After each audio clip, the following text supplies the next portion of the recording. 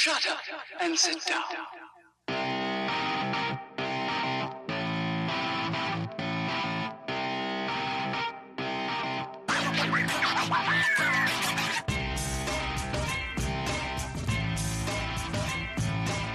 Welcome to the Bricks King podcast, where I'm going to bend your ear about Lego, review those amazing bricks of plastic, and discuss what is new and up-and-coming around the Lego world. I'm your minifigure host, Matt. Let's build on it. Welcome in, everybody. How are we doing today? We have an interview today with T-Mac, the incredibly talented Lego designer that has created the T-Rex breakout. Atticus. T-Mac is a superstar in my book just because of, well, the fact of this gorgeous set that he has done in all the Jurassic community, whether you're a Lego fan or not. So let's go ahead and jump straight into this interview. I hope you guys really enjoy this one.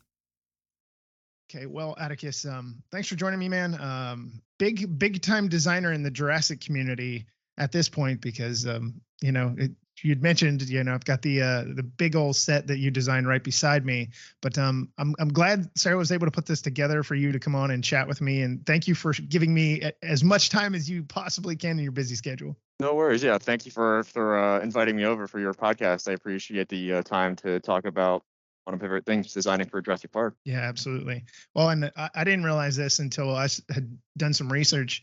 You actually are from Pennsylvania? Yep. Yeah, so am I. So I was like, sweet, we have something in common. So hey, which part? I was near Philadelphia. Where are you from? So I was just south of Harrisburg. Oh yes, very nice. So, yeah. So my mom's from around there. Yeah, not too far. 1 degree of separation. What's that? 1 degree of separation, right? 1 degree of separation. Yeah, our lives could have been totally different. We could have been best friends. Could have been. Yeah, just a few hours apart. All right. So the reason that I asked you to come on, Tom Jurassic and I, we do all the Jurassic stuff. He is very deeply entrenched into the Jurassic community, and I'm a giant Jurassic fan, and he is probably multiply that by 1,000, and that's probably where he's at. He's at that whole other level. So the T-Rex breakout set, we wanted to have the designer on, I know you were part of a team with Nick and Woon that helped kind of get this thing off the ground. But the first thing, before we jump into the set, we've got to know, how many times have you seen the original Jurassic Park? I mean, it's got to be a lot. Yeah, it's quite a few. I have a strange relationship with that movie because I didn't get into it when I was a kid. I got into it after I started liking Lucasfilm and ILM. When I started learning about movie making, that's when I started appreciating Spielberg's work. And so I think Jurassic Park, I was a fan as a kid, but I was a way bigger fan when I reached my teen years, when I could actually kind of look at what was going on in the movie and understand and comprehend these methods. But Jurassic Park itself, I'm gonna say more than 10 times at least. I'd say that's a fair number. I'm not judging. I'm asking, For sure. I mean, when it came to designing the set, we rewatched that scene particularly quite a few times at least. But the movie itself, at least 10. Yeah, and that was going to be the other part of the question is, how many times did you go back and rewatch? And I'm sure, like you said, as a team, you go back and you're looking at all these details. So yeah. If you could talk a little bit about the scene, like what were some of the key details that you wanted to incorporate from the film in here that maybe other people would have kind of skimmed over, didn't pay as much attention to? Some stuff was very specific. Like we wanted watching the scene, some of the iconic moments was like, for instance, when the T-Rex first walks out, you see the foot squish into the mud, and that's why we kind of have those referential like little cutouts in our terrain there to show the pooling of her footprints. Other stuff might have been like the chain of where the goat used to be. Because we're still trying to think of the set as in context of the scene itself. So this was all after the fact. Another one was another kind of minute detail about the lighting fixture was another one we were trying to make sure we got right, because we did a few, just typical, like, put the light post on there, light sticking out, but then we saw there were some specific details that made up those light fixtures. We're like, that would be kind of nice to get accurate. And then in terms of inside the vehicles, we had to get the water cups, we had to get the interactive CD-ROM, had to get the flashlight, and anything that was vital to the scene, we really just wanted to distill and bring into this one moment. Well, I think you guys managed to do that just about as well as I think anybody could have. Thank you very much. So next up, so how important, we talk about details. Everybody talks about details, especially with sets that are iconic to films or, lore or whatever. Lego fans, toy people in general. So how important was it to get those small details like the no photography sign and the paddock sign, all that kind of stuff? Because it does make a difference when, fans are looking at this. Exactly. And that's, and yeah, just trying to make it seem as in universe and as real as it could be. And so then that's also why we have that, that sign that is alluding to where not Nedry, Gennaro ran off right before this all took place, just to kind of really take a slice out of that moment, and just every little bit that could make it as accurate to the scene and as lived in as possible was what we wanted to do. Hence also why all the figures are depicted as wet and rained on. Yes. Yeah, we cannot forget about that. So how did you guys approach the challenge of building the Ford Explorer? I know something everybody has wanted for the longest time. How did you guys go about doing that? And then also having it, the multiple figures that can fit in there. So the Ford Explorer, like fans, I've always wanted as a Lego set, or at least as a Lego build in general. And I know people have always kind of want to see what it would look like if Lego finally did it. So for one, getting to even design the Lego set version was an honor on my end.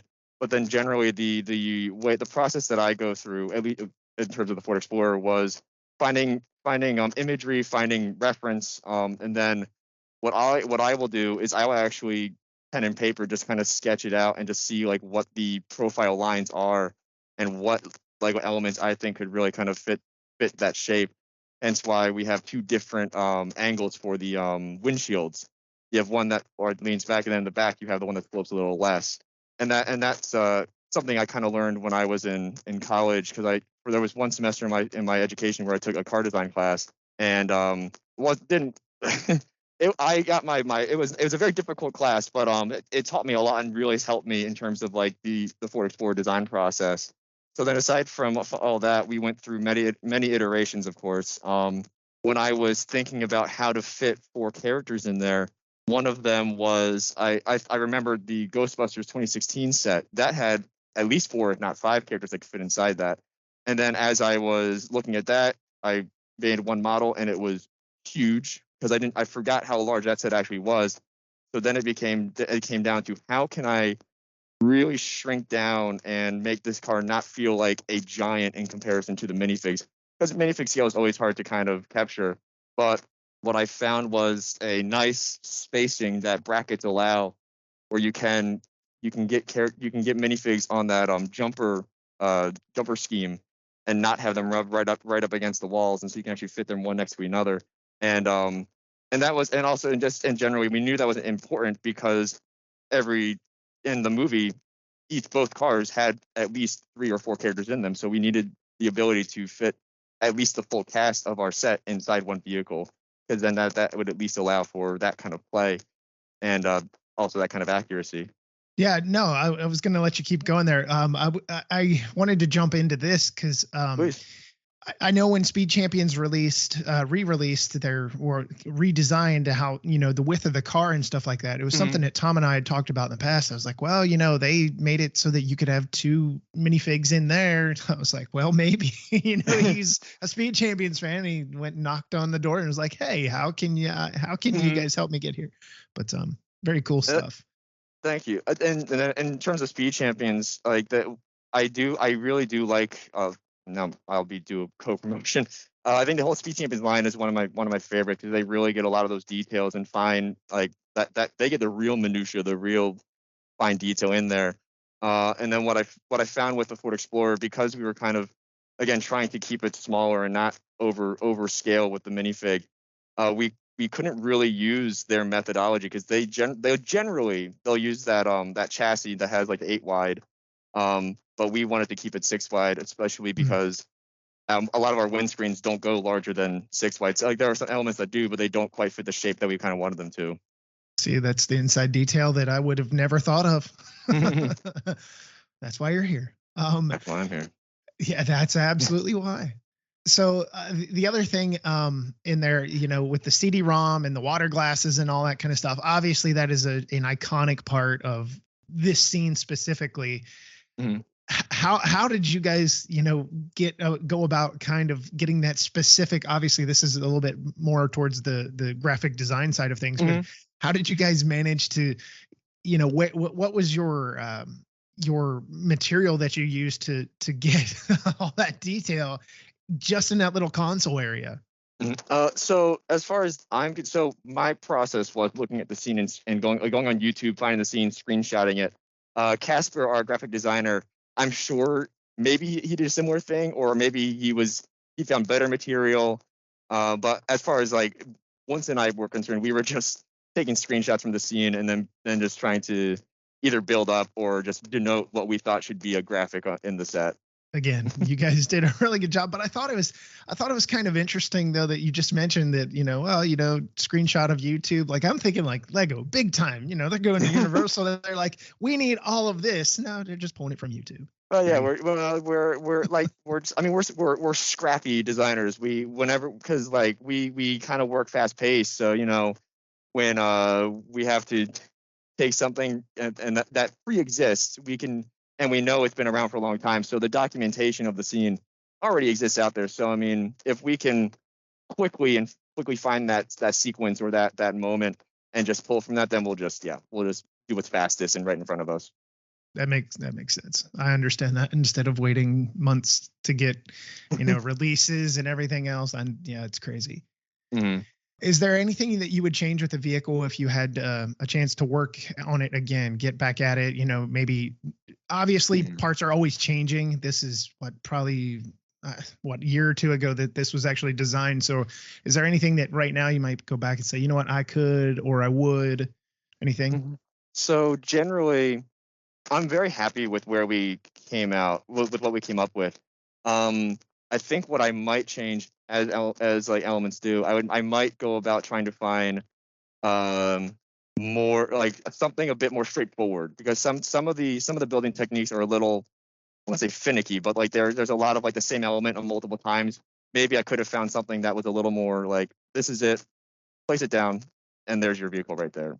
Because in terms of my design thinking, I don't want to give a overly monotonous style of build. I want the build process to be a quick and fulfilling kind of a sequence.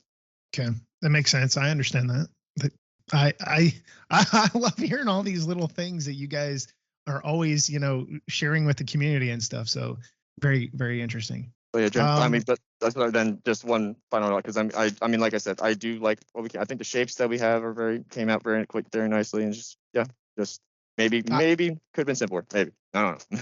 See, that's where you're looking way too deep right there. Everybody is super happy. They're like, can we just get something else? Another shot from the same the movie. So since this was an 18+ set, we have the brick built T-Rex, which is really nicely done. So how difficult was it to create a brick built dinosaur, and maybe even at this scale in comparison? Because obviously you're set down, they're telling you, hey, we've got it at this price point. We want this. How did you go about managing to make a gorgeous brick built T-Rex, but also not have it as big as the gates? And thank you very much for talking about the T-Rex like in this way. The T-Rex process was kind of new, because I designed this set, and I worked on this set, and I did not with ones, but I designed the T-Rex. This was like maybe the start of my second year here, so I'm 3 years in at Lego. And so designing creatures was not yet my forte, or not something I was great at the moment, or not maybe not great at, but more just familiar with.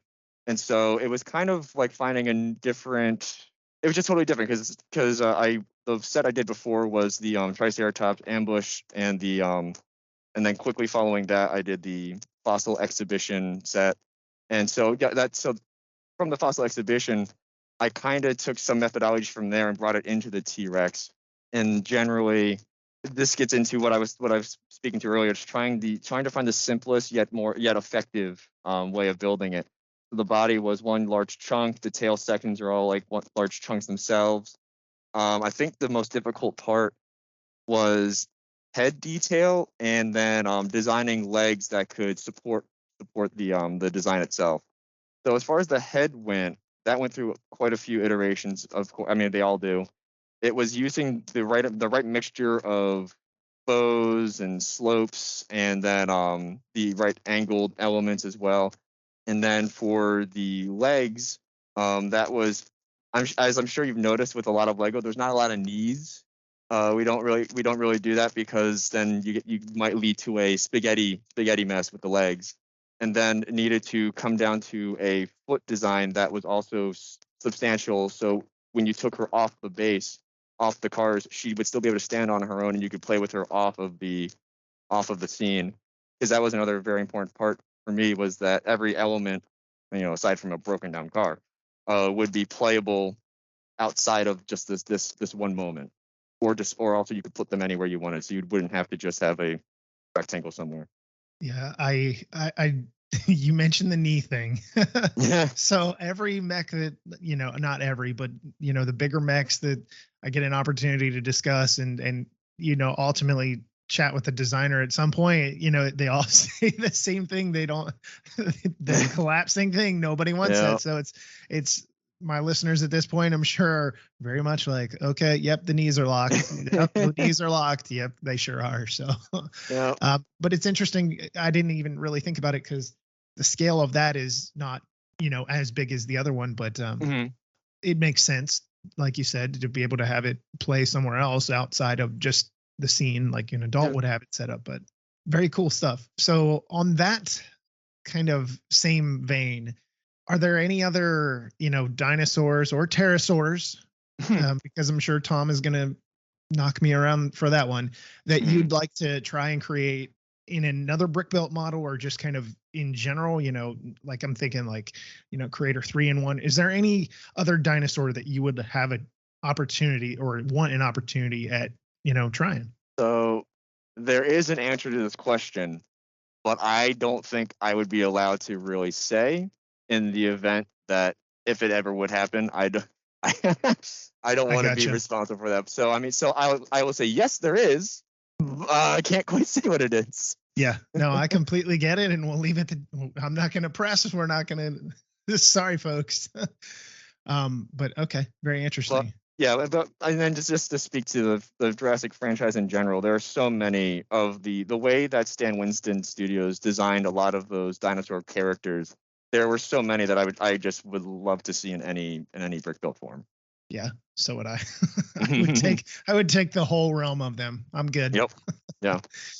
So let's talk about minifigures, because it's always such a big, important thing. So how important was it to have the unique versions of these characters for this particular set? It was incredibly important, because the scene is different from how we depicted them in the gate. It also just adds a bit more just perceived value, but also just general value, to give new looks for the characters in these kinds of situations. Also, I think it's just hilarious that how we did the Lex and Tim, how they're one, I think it's either or, but like one of them has one arm tan, then it's mirrored on the other minifig. So like it's just, I kind of like how Casper was able to coordinate the muddiness of those designs. And then as for Dr. Alan Grant and Ian Malcolm, just yeah, having them like be in the moment as they were in the scene, just soaking wet, is just something that generally we just wanted to be accurate and homage to the scene as much as possible. I like the accurate part there because Mhm. it seems so many times that's what people get stuck on and beat up a set or a toy or whatever. Well, it's not accurate enough. Don't you? I'm not Yeah. knocking Star Wars fans. Star Wars fans, you guys tend to be a little over the top. But we as fandom love our details. We love to see things done right. No, I completely get it. So you guys have, well, and since you're here, you're the only one here. When you guys went about this set, you packed a lot of detail in there. So things like the chain of the goat, the electric fence signs. Was there anything else that you wanted to add to this set that didn't make the final cut, for instance?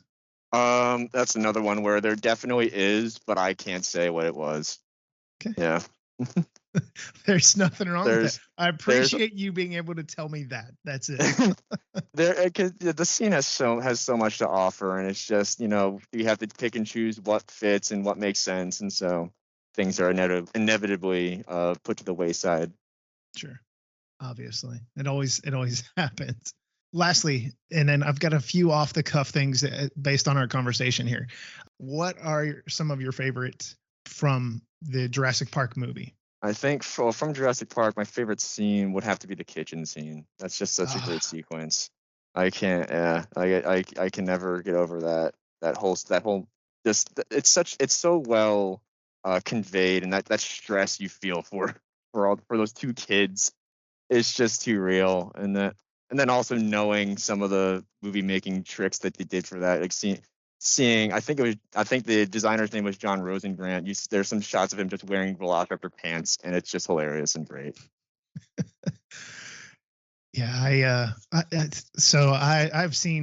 was a kid when this movie came out, and I've seen this movie. I know you said about 10 times, and I wasn't scoffing at that because I've seen it well over 100 at this point. Good for you. I'm kind of a nut in my own right, but anyway. I wish, yeah, I wish I was, yeah.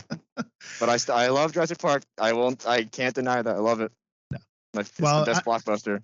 Nobody's gonna come hunt you down with pitchforks and stuff saying you don't like it. So I know, with the fandom that is out there for Jurassic, the 30-year anniversary is coming up. People are absolutely nuts about it. People are just like, oh my God, I can't wait. There's got to be something. With that in mind, I'm not going to ask you specifically, hey, are there things coming? Because I'm not stupid enough to do that. As a Jurassic Park person, somebody that has a fandom, but maybe not a fanatic bone about it. Oh no, if you heard me talking about this set, you would, yeah. Like I was so detailed. I was just focusing so much on everything we could put in there. Yeah, no, yeah. Maybe it just depends on who you pair me next to, but yeah, I can be fanatic. I promise you, I can be fanatic. Okay, now that we've got that level there, are you kind of disappointed that this set didn't make it out for the 30th anniversary this year? Instead of coming out a year or 2 years ago, would have you been happiest seeing it come out later this year? I will say that the timing was interesting. I just remember one day we were in a meeting and they said we want to do a classic set, and because in the Jurassic World line we had only done 2 before, with the large gate, and then that mixture of kitchen and computer breaking scene. So I mean, just as a general fan of doing of those classic sets, I wanted to do a classic Jurassic Park set anyways. In terms of getting to do one, I was ecstatic. But yeah, with the timing of with this year in particular, yeah, it might have been a bit more fulfilling had we released it this year as opposed to last year. But I'm still very happy that we got to do it in the first place. Well, I think I would have been happy either way as well. It scratched the itch that Jurassic fans had from the Lego side of things. So, obviously they're going to be hoping for JP30 and everything. Toy companies galore are going to jump at this. I know that. But anyway, aside from the set, and I appreciate all your thoughts and insight and everything that you were able to give to myself and to the audience, let's talk about your Lego side. Because everybody you don't just start working at Lego without a history, but Mhm. you've obviously had an opportunity to build a lot of things in your life, mocks and anything else. Where would you go as far as saying your favorite theme in Lego, whether it be past or current? Okay. Well, I mean, the past answer is, I think a lot of people would agree, from who are my age, right, in our mid to late 20s. Bionicle is Mm. the top tier for me. I just love that still the whole world, the lore, the design of all the characters. Yeah, that's just one of my favorite. And but then so like and then like maybe we'll say that's a Technic favorite theme, but then for like system, I Extra Force was one of my favorites. Again, similar large lore world with very well designed characters and models. Then let's think current. But should I do I co-promote and chill out? Yeah, by any I means you can. I really like the Avatar sets that we did. I mean, it just, and I say that on a level of sarcasm, but then on a genuine level, after seeing Avatar 2, I think I'm very happy that we got to do those sets, and I think they all came out very nicely. Yeah, I would have to agree. The whole wave from top to bottom for Avatar 2. And, obviously, if you guys haven't, don't read up on Brickset. I know you did an article with them, or they did an interview with you, Mhm. and that was talking about the Avatar 2. You can chill out all you want, that's fine. I couldn't disagree. So that's nice to hear. Is there any kind of Lego theme that that is currently being produced? We're not talking about future or anything like that. Yeah. Is there anything that is currently being produced that you're like, you know what? I'd like to have a shot at that. I'd like to have a go at building one of those. Yeah, so teams that I would love to join are probably the Ninjago, and I love that team. I love they're action oriented and really cool. And then I think Ninjago's would be like my first go to, but then sticking with IPs, Star Wars is always a love of mine. So I can't. Yeah, I have to mention those two as my wishes to work on at some point. I don't know. I don't know that the Star Wars guys are gonna let you on. They seem tough. No, yeah. I sit next to a few of them. We get on just fine. No, I guess you have to grow a thick skin when you hear some from the Lego Star Wars fandom so often about this. I'm just totally kidding with you guys. But I appreciate you giving me an opportunity to chat with you and get some more information about the Jurassic stuff, and Sure. looking forward to hopefully you have an opportunity to do more Jurassic so we can have you back, and hopefully Tom can be here the next time. And Yeah, it's a shame you couldn't make it. Yeah, I wish we could have talked. Yeah. Yeah, I'd asked him last night. I was like, any chance? He's like, no, I'm out of town for work. Okay, yeah, so yeah. but Atticus, anything else you'd like to say before you go? Or I just appreciate being brought on and to get to talk about the set that I really enjoyed working on. I think future wise, just in Lego in general, 2023 is going to be a great year. I've seen a lot of what's going on. Of course, I'm in the building, but then yeah, like there's some cool stuff to look forward to this year. And again, I'm happy to have come on and get to talk about this Jurassic set. well, I appreciate it, and thanks so much for your time, man. Thank you so much.